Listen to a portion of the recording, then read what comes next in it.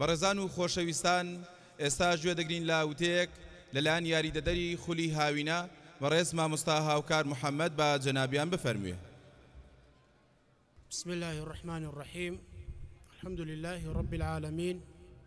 الصلاة والسلام على رسول الله وعلى آله وأصحابه أجمعين. السلام عليكم ورحمة الله وبركاته. خوشحال نو سپاسی خواه بردگار دکن کوا لخزمت کۆمەڵێک داک و باب داین کە هەموو غەمیان پەروەردەکردنی منداڵەکانی تیان بڕیاریان داوە کە منداڵەکانیان لەسەر پەروەردەیەکی تەندروست پەروەردە بکەن و خۆشحاڵین کە لە خزمەت کۆمەڵێک منداڵ و قوتابی داین کەەوە هاوینەمان پێکەوە بڕێ کرد سێمان پێکەوە بووین. هەروە لە خزمەت کۆمەڵێک لە میوانانی ئازیز و مامۆستایان و سەرپەرشتاران کە بەڕاستی بە شێوەیەکی خۆبەخشانە و ماندوو لە ناسانە بۆ پرۆژەیە سەرقاڵ و ماندوو بوون. بەڕێزان دیارە ڕۆشنایی هەستی بۆی کردیوە و زانیتی کە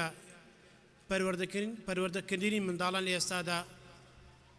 واتە بنیادنانی پەروەردەیەک و نەوەیەکی تەندروست لە بۆ داهاتوو بەوەی ئەو منداڵانی کە ئێستا دەیبێنن هەموو پیاوانێکی گەورن بەڵام لە قەبارەیەکی بچووکدا، هەموو نەوەی داهاتوون بەڵام لە تەمەنێکی ئێستادا، هەموو کەسایەتی کارێزما و کەسایەتان کە ئێستا پێی سەرسامی بە مەرحەلە و بە تەمەنی ئەو منداڵانی توودا تێپەڕیە. لەبەر گرنگی پەروەردەکردنی منداڵان چ لە سۆنگەی ئیسلامیەوە یاخود پەروەردەیەکی تەندروست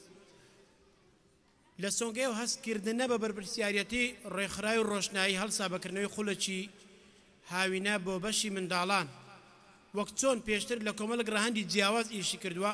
ئەو جارە پێباش بوو کە پرۆژەیەکی مەیدانی لە بواری منداڵان بکە ئەگەرچی پێشترێ پرۆژەی ئۆنلاینی هەبووە. داکو بابانی بەڕێز ڕۆشنایی دەیەوێت ئەوەتان پێ بڵێ کە ئێمە دەستبار تارین هاوشانتانین، ئێوەش دەستبار و هاوشانمان بن بۆ پێگەیاندنی نەوەیەکی چاڵاک و ئیسلام خواست. نەوەک دەستبەرداری منداڵەکان بین تەسلیمی بیئە و ژینگە و تەسلیمی ئەو خەڵکە عەوامی ئێستا بکەین. و لە ڕاستیدا ئەمە لە سەرەتای خولەکە پلانی ئەومان هەبوو کە کۆبنەوەیەک بە داک و بابان بکەین، بەڵام لەبەر سەرقالی زیادمان بە خولەکە و چەند بارودۆخی کاتە پێش و ئیتر چڕوپڕی خولەکە نەمانتوانی، بەڵام لێرە چەند خاڵک هەیە لەوەی کە لۆ خولەکانی داهاتوو یاخود لەوەی کە منداڵەکاتە منێر بتوانن ئەو خاڕانە جێبەجێ بکەن. ئەمن لێرە بەوە دەست پێ دەکەم کە منداڵ پێناسی خێزانەکەیتی، یعنی هەر منداڵک لێرە یان لە دەورەێک نمەیە حتمما نوێنەری خێزانەکەیتی پێناسی خێزانەکەیتی بەوەی کە ئەو منداڵە لە چ بیئەیەکی گەورە بۆ پەروەردە بووە. بەڕێزان بەراوردی دوو جۆرە خێزانتان دەکەم، ئێوەش دەتوانن خۆتان بەیەکێک لەو خێزانان دانێن و ئەوە دەگەڕێتەوە سەر خۆتان. یەکەم منداڵێک دەهات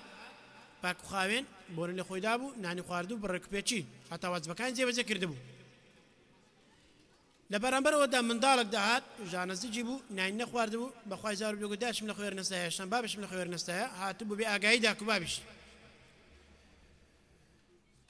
خێزانی وا هەبوو هیچ گرنگێکیان بۆ منداڵی نەدەدا، ڕەچاوی باری منداڵە نەدەکرد، یعنی منداڵ هەبوو دەهات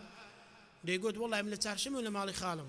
لە پێنجشەمە لە ماری مام، نازم لە چەندشەمە و لە ماری داپیرمە. لە هەمان کاتدا منداڵ دەهات ئاگادار بین کە داک و بابی سەفەری زۆر گرنگە ڕەفز کردبووە لە پێناو ئەو منداڵە.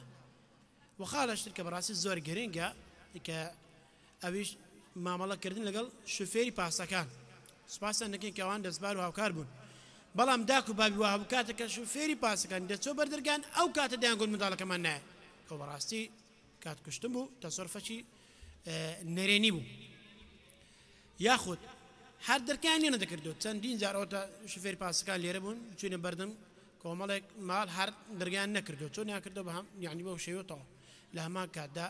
ماڵی واژە بوو بەخوای 5 دقە 10 دقە پێشتر منداڵەکان لە دەرێ ئامادە بوون لەوەی کە پاسەکە بێ و هەڵگری. کۆمەڵە خاڵترێک کە بەراوردی بکەم، بەڵام ئەوە بەراوردی دوو خێزان بوو کە ئێمە بە چاوی خۆمان بینیمان، ئێوەش دوان هەرێکەتان خۆتان پێوە بکەن بزان لە کامە خێزانن. لە کۆتاییدا یەک شتی دەڵێ ئەگەر بێت و 1000 دەورێکەوە بکرێتەوە بەنیاز ئەوەی بیکە منداڵەکەت ئەو کەسە بیکە بەخۆت و خوا پێغەمبەر لێ ڕازی بی بەخوای ئەگەر بەخۆت بی ئەک و ژینگەی لۆ نەگونجین لە ماڵێ نەرمە دەوران ئیسفادە نابی بەڵام ئەو ئامانجەی ناپێچکە بەتەمای و ئەگەر بێت و بەخۆت بیئەک و ژینگەی ئەوهای لۆ بڕخسێنی کە ئەو منداڵ ئەگەر لە دەورێکی یعنی تافی هیچ بی بەخوای پێدەگا و تێدەگا و ئیسفادەی خۆی دەبی دووبارە بەخێر مەسەر چاوان ئێمە وەکو ڕۆشنایی لە خزمەتتاین و ئینشاءالله ئەوە دەستپێکێک بوو وەکردنەوەی دەواازەیەک بوو و خاڵەکی هاوبەشی لە نێوان ئێمە و ئێوە بوو بۆ دەستپێکی چاڵاکی منداڵات ئینشاءالله بەردەوام دەبین وآخر دعوانا أن الحمد لله رب العالمين الصلاة والسلام على رسول الله وعلى آله وصحبه أجمعين السلام عليكم ورحمة الله وبركاته